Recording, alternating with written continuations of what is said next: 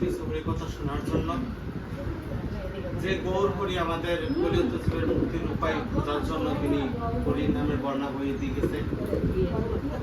এই গৌর হরি, স্বয়ং গৌর হরি, তিনি নবদ্বীপে শিবাসঙ্গনে এভাবেই তার ভক্তবৃন্দদেরকে নিয়ে এসেরা কি করতো, এভাবে হরিনাম সংকীর্তন করতো।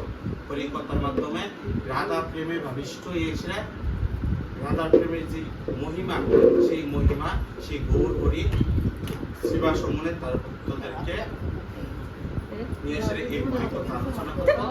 পাশাপাশি উচ্চ স্বরে হরিনাম সংকীর্তন করতো। হরিনাম সংকীর্তন করতো। এভাবেই নামের মহিমা পুরা দেশে মহিমান্বিত হয়েছে। আমরা এতদিন সেই গৌর কথা সাধন করছি। আজকে আমরা ভগবানের আরেকটা লীলা সাধন করবো।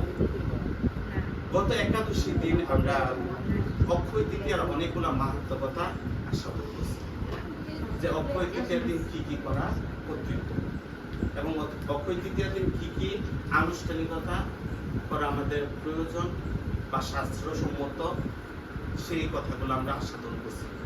অক্ষয় তৃতীয়ার দিন আরেকটা বিশেষ মাহাত্ম্য আছে, যেটা ওই দিন আমি আলোচনা করিনি। কি মাহাত্ম্য? অক্ষয় তৃতীয়ার দিন কিন্তু আমাদের সনাতন ধর্মের চন্দন যাত্রা শুরু। কোন চন্দন? যে চন্দন আমাদের গলাতে আমরা ধারণ করি। সেই অক্ষয় তৃতীয়ার দিন দিয়ে কি শুরু হয়? সেই চন্দন যাত্রা 21 দিন যাবৎ সেই চন্দন যাত্রা কি ভগবান শ্রী বিগ্রহের গায়ের ভিতরে সেই চন্দন লেপন করা হয়। কিসের জন্য? আমি এর আগেও বলছি যে বৈশাখ মাসটা কিসের মাস? এই বৈশাখ মাসটা অত্যন্ত গরমের মাস। সূর্যের রাশি মেষ রাশিতে প্রবেশ করে, তখন সূর্যের আলো এতটাই বৃদ্ধি পায়, তখন কি, তখন চতুর্দিকে শুধু গরমের সৃষ্টি হয়। গরমের সৃষ্টি হয়। এই গরম ভগবান সহ্য করতে পারে না। আসলে ভগবানের কি শীত আছে?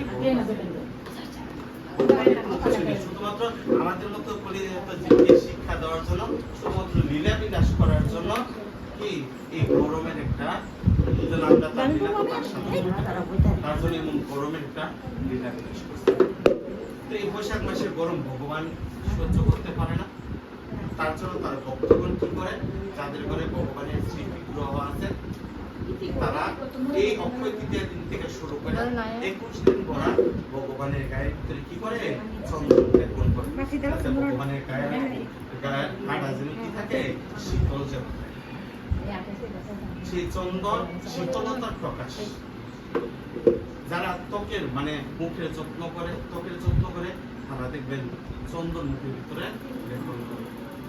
কারণ চন্দন এমন একটা জিনিস, এটা সুঘ্রাণ, যেমন সুঘ্রাণ এমন তার শীতলতা প্রকাশ করে।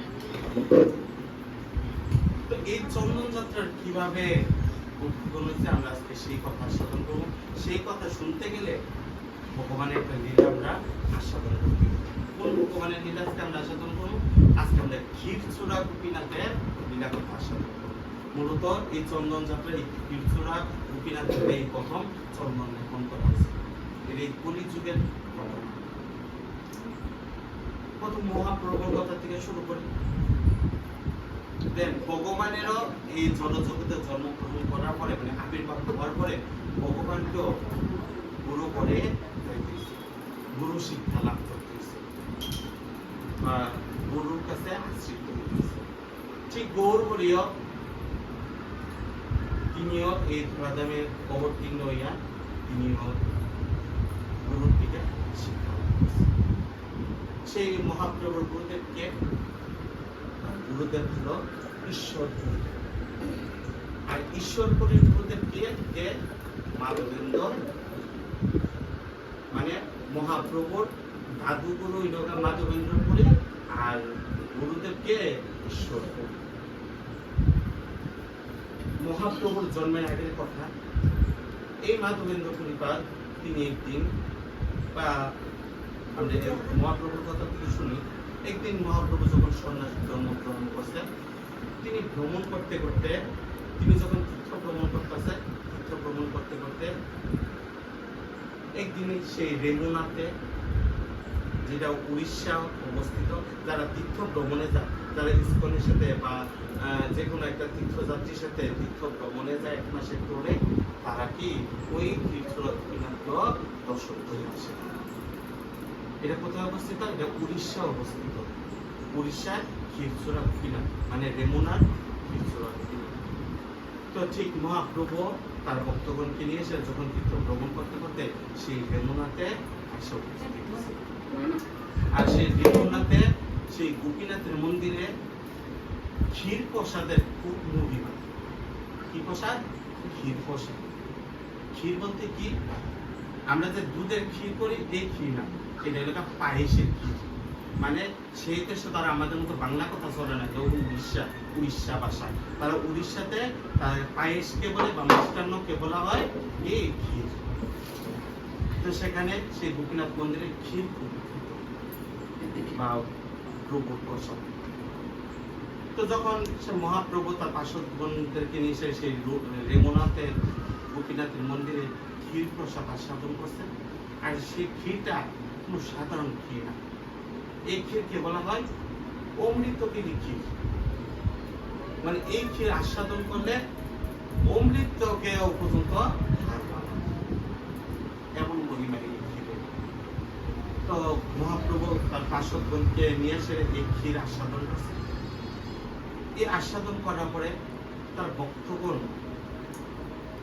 মানে গৌরহরির ভক্তগণ গৌরহরিকে জিজ্ঞেস করতে চাইছে, মহাপ্রভু এই গোপীনাথের ক্ষীরের মহিমা কিসের জন্য, বা এই গোপীনাথকে